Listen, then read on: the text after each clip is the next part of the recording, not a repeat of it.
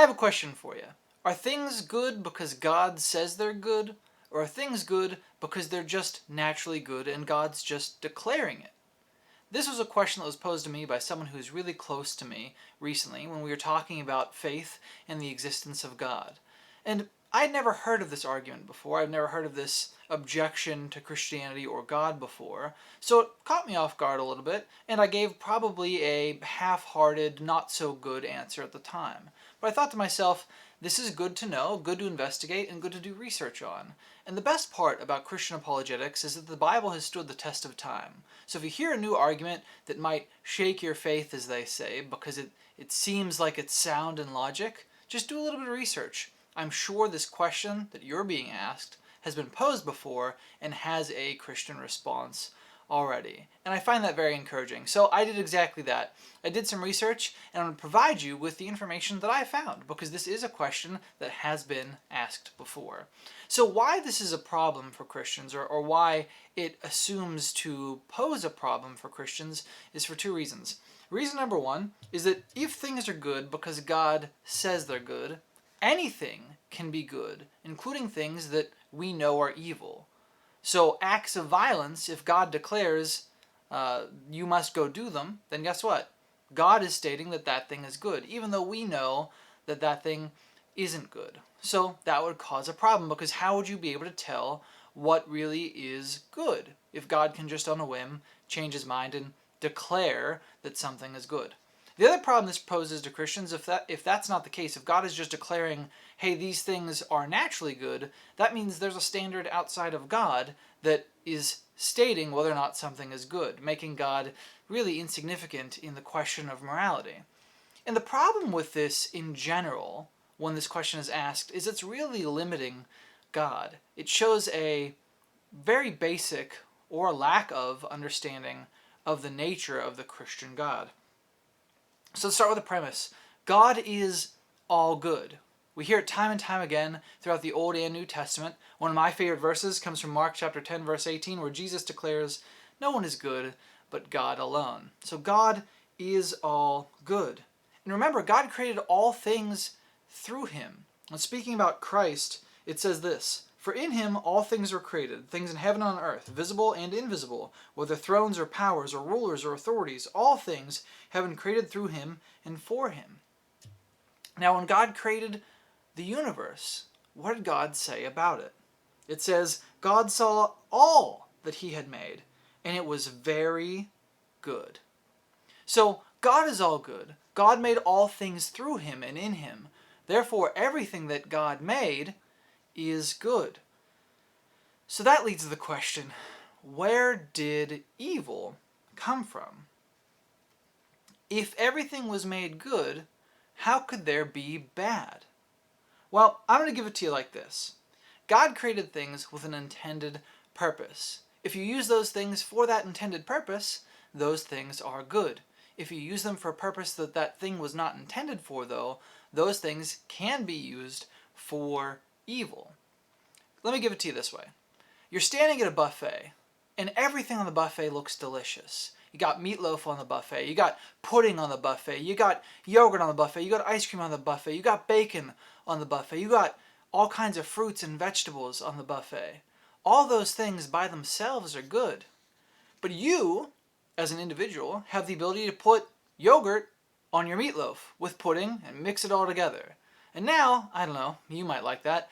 Taste is hard to argue. But to me, that thing, or those things, have now become very, very bad, right? They were good by themselves in their intended purpose, but when I mix them all together, that's not how they were intended to be eaten, and they're no longer good. Look at your cell phone, for example. By the way, nothing says I love my country more than having a flag in my pocket. So there you go.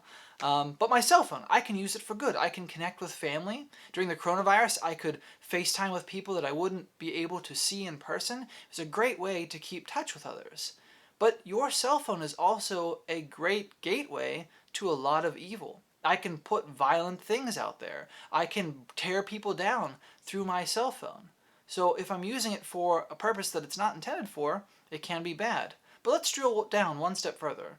My own two hands are made with the ability to make choices with them. So they could be used for good. I can pick people up with my hands. I can serve others with my hands. I can help others with these hands. But, as you just saw, I can put them into a fist. And I can hurt people with these hands. Now, God did not make their intended purpose for violence. But we have free will, and we have the ability to choose to use anything God created for good for a wicked purpose.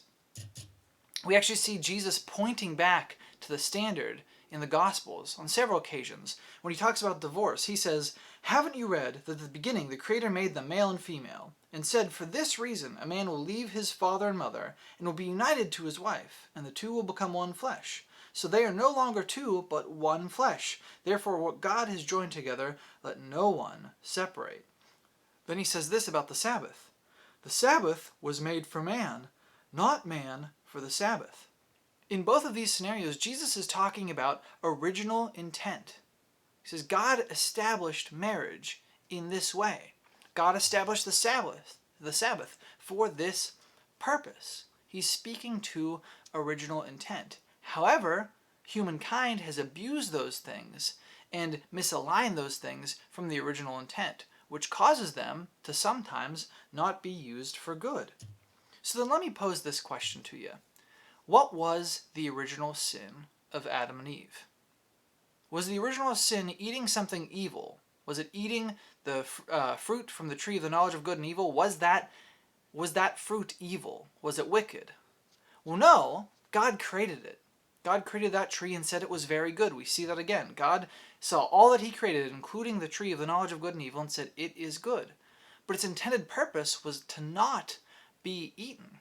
So the original sin was not the act of eating fruit. The original sin was the act of disobedience to what God had established. You see, all sin is disobedience to God. God has established a way in which we should all live. When we choose to disobey, we sin. That's all sin is disobedience to God. And so, when we ask this question, are things good because God's declaring them to be good, or are things good because they're naturally good? The question's invalid because it's limiting God. Everything is good because everything is made in God and through God, and God himself is good. So the question that's being asked doesn't have an answer because it's an invalid question.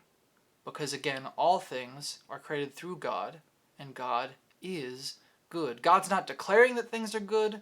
God's not